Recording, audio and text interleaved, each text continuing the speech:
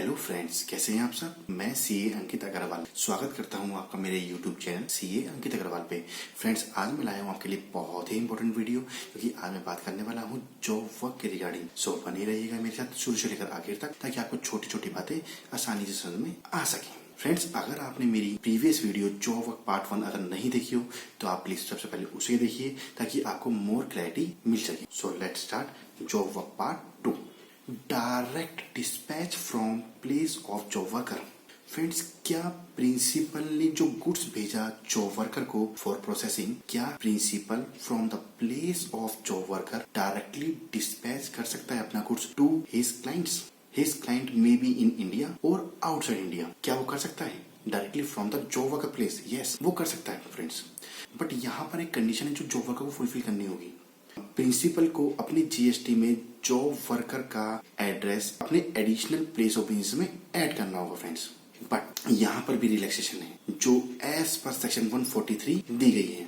अगर job worker registered है under GST, then principal is not required to add the place of job worker as his additional place of business in his GST RC. And second relaxation is, अगर वो goods notified है, then also principal is not required to add place of job worker as his additional place of business. देख लेते हैं एक बार। Can be within India और outside India. यहाँ से प्रिंसिपल यानी कि प्रिंसिपल जॉब वर्कर के प्लेस से डायरेक्टली डिस्पैच कर सकता है अपने क्लाइंट्स को। वो क्लाइंट्स कहाँ हो सकते हैं? विद इन इंडिया भी हो सकते हैं और आउटसाइड इंडिया भी हो सकता है। यानी कि जॉब वर्कर के प्लेस से डायरेक्टली एक्सपोर्ट भी कर सकता है principal as per section 143। But principal has to declare place of business of job worker as his additional place of business, except इस केस में यहाँ पर कुछ एक्सेप्शन दी गई हैं, जिन केसेस में प्रिंसिपल को डिक्लेयर करने की जरूरत नहीं होती है जॉब वर्कर का place as his additional place of business. कौन से केसेस हैं?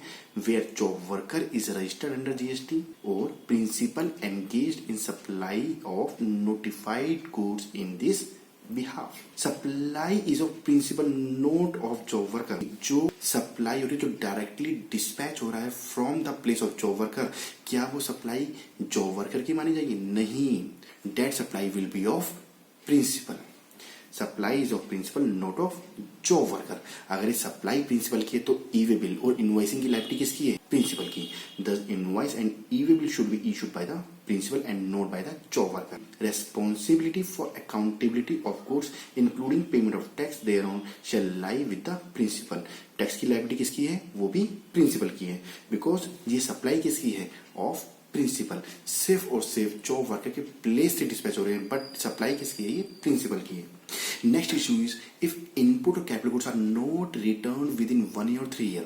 फ्रेंड्स, प्रीवियस वीडियो में जो जॉब वर्क पार्ट 1 की वीडियो थी, उसमें हमने डिस्कस किया था कि अगर कोई हम जो प्रिंसिपल इनपुट डिस्पैच करेगा जॉब वर्कर को, वो रिटर्न बैक हो जानी चाहिए विद इन 1 year, प्लस में 1 year extension if allowed by the commissioner. And capital goods के केस में 3 years में within 3 year return back हो जानी चाहिए, प्लस में 2 year extension if allowed by the commissioner. If input और capital goods are not return within 1 year और 3 year plus में एक्सटेंडेड पीरियड, देन क्या होगा? क्या प्रोविजन होंगे? Then it is to be treated as supply of the principal. ये supply मान ली जाएगी। ये कौन सी डेट से सप्लाई मानी जाएगी? जिस डेट पे प्रिंसिपल ने ओरिजिनली ये सेंड किए थे for job work to the job worker, जिस डेट पे सेंड किए थे उस डेट पे ये सप्लाई मान ली जाएगी।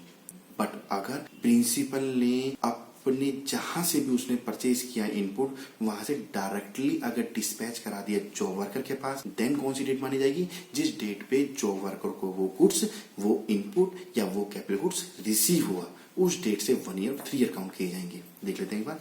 GST will be payable from original date of sending input और capital goods. Period of 1 year oblique 3 year shall count from the date of receipt of input oblique capital goods by job worker if input oblique capital goods directly sent to job worker। Directly send कहां से कर दिए गए? जहां से भी principal अपना input या कैपिटल गुड्स परचेज करता है, वहां से खुद इनपुट या कैपिटल गुड्स की डिलीवरी ना लेके उसने डायरेक्टली डिस्पैच करा दिए कहां पे? जॉब वर्कर के पास। Then in this case from the date of receipt 1 year 3 year count किया जाएगा। Principal should raise tax invoice, क्योंकि अब ये सप्लाई है, then principal has to raise tax invoice for that purpose and include in his return for that period in GSTR 1 and in 3B. If goods returned by the job worker after 1 year and 3 year, job worker will be treated as supplier and will be liable to pay GST. Supply shall declare in form GSTR 1 friends. Clearance of waste and scrap arising during job work. अगर कोई waste या scrap rise होता है job work से and उसको sell out कर दिया जाता है, तो क्या ये जॉब वर्क अपने प्लेस से जॉब वर्कर ही सेल आउट कर सकता है या फिर प्रिंसिपल को ही सेल आउट करना होगा? What is the provision? As per section 143 of CGST Act, job worker can clear scrap and waste material from his place of business if he is registered. Otherwise, principal has to clear the same. देख लेते हैं एक बार। It can be supplied by job worker directly from his place of business on payment of tax if such job worker is registered. Otherwise by principal. Friends, आशा करता हूँ आपको मेरी video अच्छी लगी होगी। अगर आपको मेरी वीडियो अच्छी लगी हो तो वीडियो को लाइक कर दीजिए, चैनल को सब्सक्राइब कर दीजिए, बेल आइकन को प्रेस कर दीजिए ताकि आपको मेरी वीडियो की नोटिफिकेशन मिलती रहे। आज की वीडियो में फ्रेंड्स इतना ही था। जल्द मिलता हूँ आपसे नई वीडियो नए टॉपिक तक के लिए। Thank you, bye bye.